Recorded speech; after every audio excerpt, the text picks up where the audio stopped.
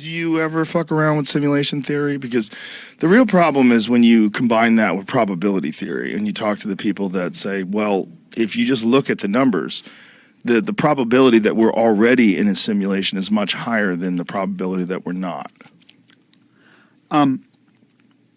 It's never been clear to me what to do about it. It's like, okay, right. that intellectually makes a lot of sense. Yeah. I think probably, sure. Right. Yeah, that seems convincing, but now this is my reality. Yeah. This is my life. Yeah. And I'm going to live it. And I've, from like 2 a.m. in my college freshman dorm hallway till now, I've made no more progress on it than that. Well, it seems like one of those, there's no, it's, if it is a possibility, if it is real, first of all, once it happens, what are you going to do? I mean, that is the new reality. And in many ways, our new reality is as alien to, hunter-gatherers from 15,000 years ago as that would be to us now. I mean, we've already entered into some very bizarre territory where, I was just having a conversation with my kids. We were asking questions about something, and I always say, let's guess what percentage of that is this, and then we just Google it, and then just ask Siri, and we pull it up. Like, look at that.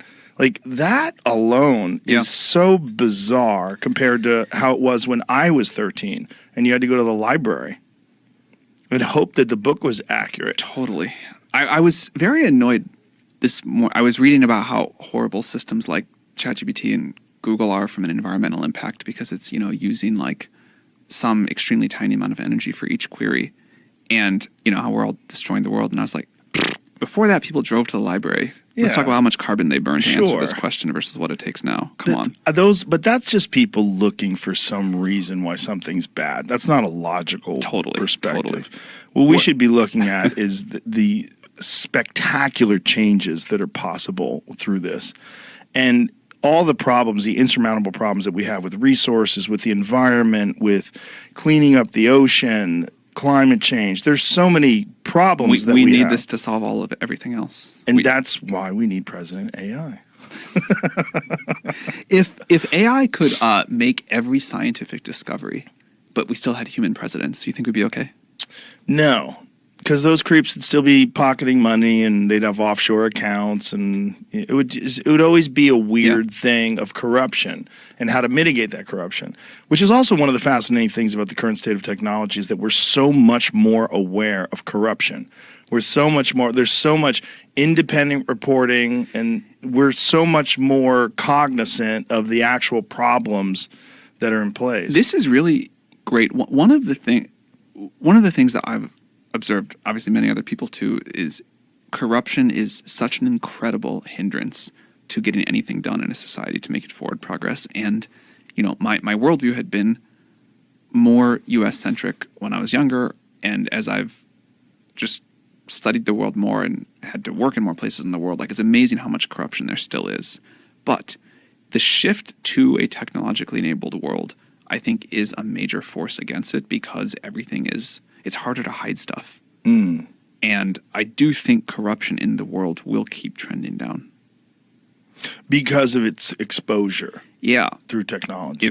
It comes at a cost, and I think the loss that, like, I am very worried about how far the surveillance state could go here. But in a world where payments, for example, are no longer like bags of cash, but done somehow digitally, and somebody, even if you're using Bitcoin, can like watch those flows. I think that's like a corruption reducing thing. I agree, but I'm very worried about central bank digital currency and that being tied to a social credit score. That super against. Yeah, that scares the shit out of me. Super against. And the push to that is that's not for the overall good of society. That's for control. I think there's many things that I'm disappointed that the U.S. government has done recently, but the war on crypto, which I think is we can't give this up, we're going to control this and all this, that's the thing that makes me quite sad about the country. It makes me quite sad about the country too. But then you also see with things like FTX, like, oh, well, this can get, without regulation and without someone overseeing it, this can get really fucked. Yeah, I'm not anti-regulation. Like, I think there's clearly a role for it, and I also think FTX was like a sort of comically bad situation that we shouldn't learn like too worst much case from scenario. either. Yeah, yeah, but it's a fun one. like it's totally fun, and I love that story. I mean, you clearly. I really do. I love the fact that they were all doing drugs and having sex with each other. Yeah, no, it had every part of the dramas of I mean, it's a gripping story because it had everything there. They did their taxes with what was the program that they used? QuickBooks. They're dealing with billions of dollars. I don't know why I think the word polycule is so funny, but polycule. That was what they like when you call a relationship like a poly but closed like polyamorous molecule put together. Oh, I see. So they were like, "This is our polycule." So there's 9 of them, and they're poly, or 10 of them, or whatever. Yeah, and you call that a polycule. And I thought that was the funny, like that became like a meme in Silicon Valley for a while that I thought was hilarious.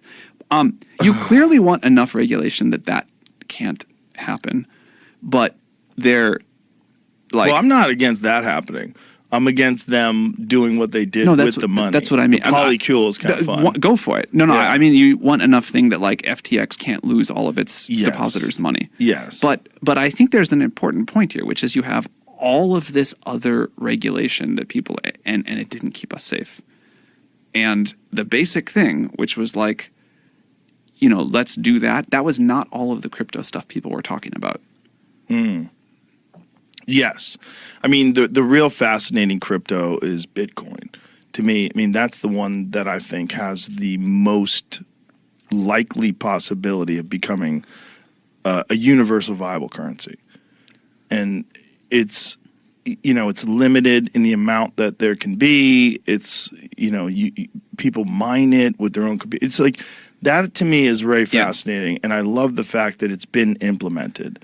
And that at least I've had Andreas Antonopoulos on the podcast, and when he talks about it, he's living it. He's spending all of his money. Everything he gets paid is in Bitcoin. He pays his rent in Bitcoin. Everything he does is in Bitcoin. I helped start a project called WorldCoin a few years ago. And so I've gotten to like learn more about the space. I'm excited about it for the same reasons. I'm excited about Bitcoin too.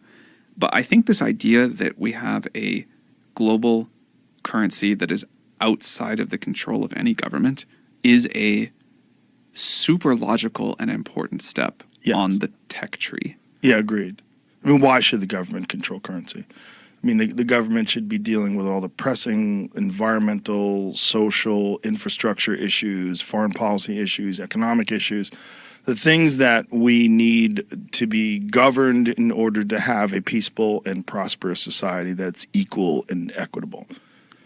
What do you think happens to money and currency after AGI? I've wondered about that because I feel like with money, especially when money goes digital, the bottleneck is access. If we get to a point where all information is just freely shared everywhere, there are no secrets, there are no boundaries, there are no borders.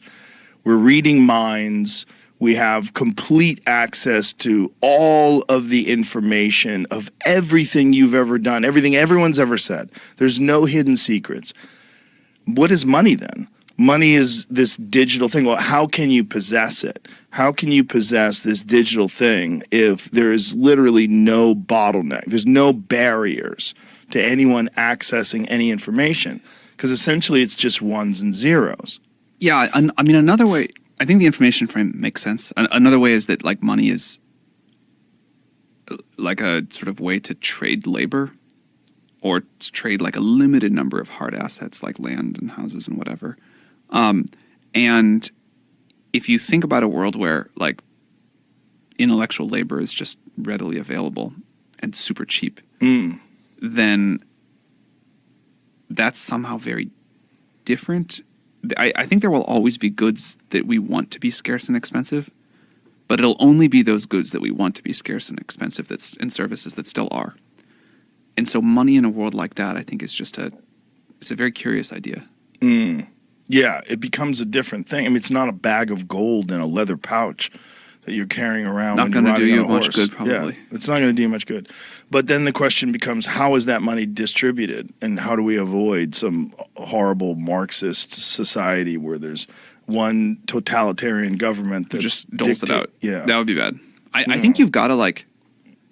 My current best idea, and maybe there's something better, is I think like, if we are right, a lot of reasons we could be wrong, but if we are right that like the AGI systems, of which there will be a few, become the high order bits of sort of influence whatever in the world, I think you do need like not to just redistribute the money, but the access so that people can make their own decisions about how to use it and how to govern it. And if you've got one idea, you get to do this. And if I've got one idea, I get to do that. And I have like rights to basically do whatever I want with my part of it. And if I come up with better ideas than you, I get rewarded for that by whatever the society is, or vice versa. Yeah.